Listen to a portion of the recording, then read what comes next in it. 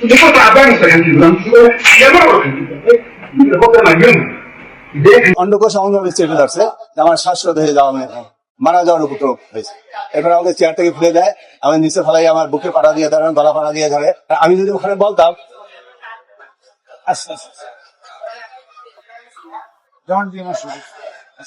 আমাকে হত্যার চেষ্টা করে এবং বলে যে সে আমাদেরকে চেক দে, চেক দে, চেক দেবো। কারণ আমি তো ওই অবস্থায় তো জীবন বাঁচানো আমি মনে করছি, যার জন্য আমি আমার ড্রয়ার থেকে চেক করলাম, বললাম যে আমাকে ছাড়ো, আমি চেক তো বের করতে হবে, তারপর তো তোমাকে চেক দেবো। তারপরে ছাড়লো, আমার পিওন এসে আমাকে ধরে উঠাইলো। উঠাবার পরে আমি ড্রয়ার থেকে চেক বের করলাম, বের করিয়া করার পরে সে প্রথম একটা চেক দিল ব্লাঙ্ক, আর একটা চেক দিল পরে লেখাইয়া 70 লক্ষ টাকা। এরপরে তার পকেট থেকে 2 সেট স্টাম্প বের করলো, স্টাম্প বের করে এক সেটে 3 পাতা, 6টা পাতা আমার স্বাক্ষর নিল, আমার সিল নিল, নিয়ে আমাকে বললো যে এখন আমাদের সাথে থানায় যাবে, সালিশ বাঁধি, যে আমি তোর কাছে টাকা পাই, সালিশ হবে থানার মাধ্যমে এবং আমার কাছে ডকুমেন্ট আছে, থানা বসে সালিশ হয়ে গেল। আমি এক পর্যায়ে প্রথমে আমি থানায় দ্বিমত প্রকাশ করি যে যা হওয়ার হয়ে গেছে, যদি তোমার কোনো কথা থাকে আমার বলো, আমি দেখি কি করতে পারি, না তো থানায় যেতে হবে। ওদিকে তারা ফোনে হয়তো তার সাথে যোগাযোগ করতেছিল তাদের একজনে, সে আবার বলছে না না ভাই বলছে থানায় নিয়ে যেতে। এরপর আমাকে থানায় নিয়ে গেল, থানায় নিয়ে ওসি সাহেব ছেলেটা, ওসি তদন্তে ঢুকে। আপনারা নিশ্চয়ই ভাবতেছেন যে ভাই এইভাবে এই লোকটাকে মারধর করলো, এই লোকটারে অন্ডকুশ দইরে চাইপিয়া সেকের মধ্যে সই নিয়ে নিল, থানায় গিয়েও এই লোকটা নিরাপদ নয়, থানার মধ্যে যাইও তাকে চুপ থাকতে হইতেছে। এ কেমন বাংলাদেশ, এ কেমন নিষ্ঠুরতা, এমন নিষ্ঠুরতা দেখে আপনি আসতেছেন। আমি আসলে এই যে লোকটাকে মারছে, লোকটা থানায় গিয়েও চাঁদাবাজের বিরুদ্ধে কথা বলতে পারে নাই, কারণ সে যুব দলের নেতা। তার অন্ডকুর চাইপা ধরে রাখছে, তার অফিসের ভিতরে এসে তারে এভাবে মারধর করছে, টাকা নিয়ে গেছে, জোর করে সেকে সাইন নিয়ে গেছে। এটা নিয়ে আমি মোটো বিচলিত নই, কারণ এটা এই ধরনের ঘটনা বাংলাদেশে অহরহ ঘটতেছে। হয়তো এটা সিসি ক্যামেরা দারুণ হয়ে যাওয়াতে ভাইরাল হয়েছে, আর ভাইরাল হওয়াতেই আপনারা দেখতেছেন, আমিও আপনাদেরকে দেখাইতেছি।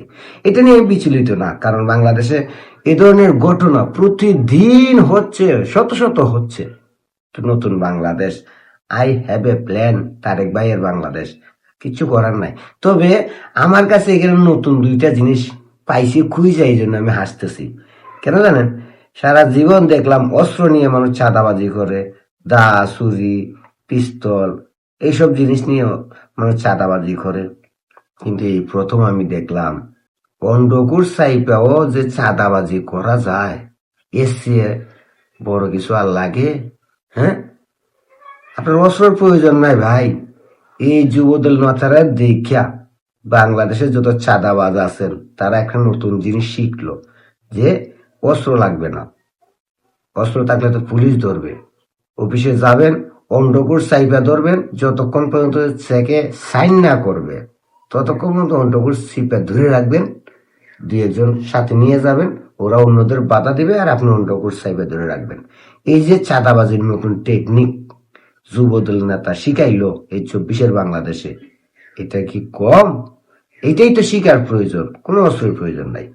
চাঁদাবাজি করবেন, নীরবে যাবেন, অন্ডকুর সাইপা ধরবেন, সেকে সাইন নিয়ে আসবেন। এটা দেখে আমি আনন্দিত।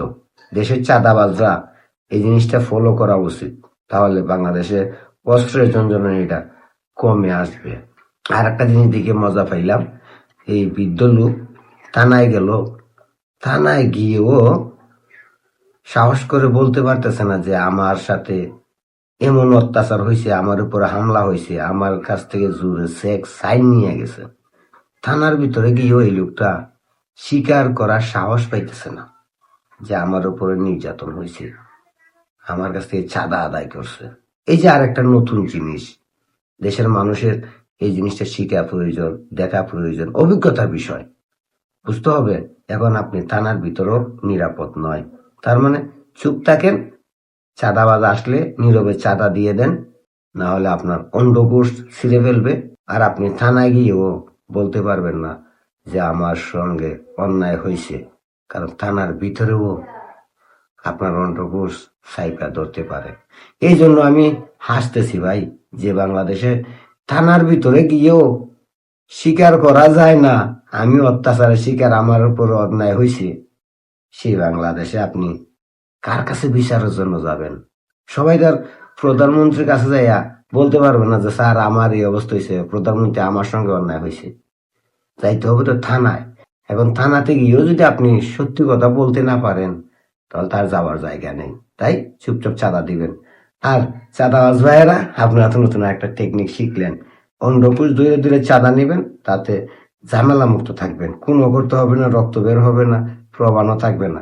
কারণ অন্ডকোষ চিপা দিলে তো আর প্রমাণ দিতেই পারবে না কেউ। এটা আই হ্যাভ এ প্ল্যান। কারণ 24-এর বাংলাদেশ বলে কথা, নতুন বাংলাদেশ, নতুন সিস্টেমের চাঁদাবাজি। ভালোই লাগলো আমার কাছে। আপনাদের কাছে কেমন লাগছে একটু জানাবেন।